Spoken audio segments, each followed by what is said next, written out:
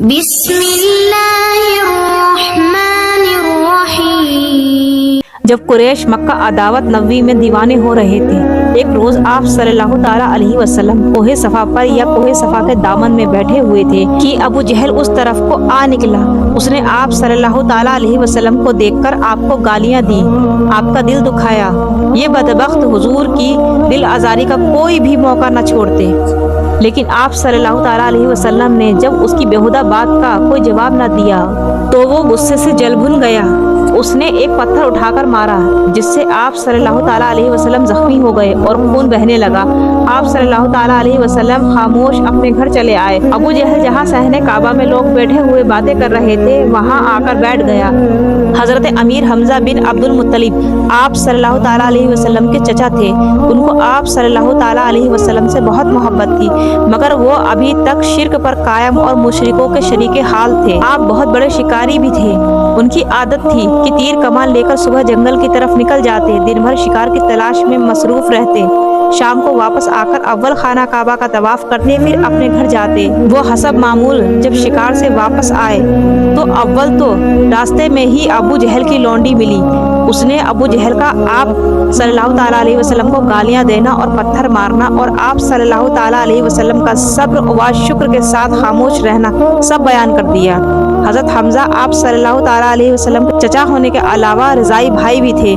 خون اور دودھ کے جوش نے ان کو اور تیز کر دیا۔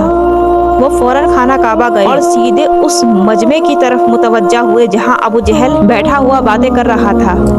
حضرت حمزہ بہت بڑے پہلوان، جنگجو اور عرب کے مشہور بہادروں میں شمار ہوتے تھے۔ انہوں نے جاتے ہی ابو جہل کے سر پر اتنی زور سے کمان ماری کہ اس کا سر پھٹ گیا اور خون بہنے لگا۔ حضرت حمزہ ابھی تک شرک پر قائم تھے، لیکن آپ نے جلال میں کہا، میں بھی محمد صلی اللہ تعالیٰ علیہ وسلم کے دین پر ہوں اور وہی کرتا ہوں اور کروں گا جو وہ کہتا ہے۔ اگر تجھ میں ہمت ہے تو اب میرے سامنے بول۔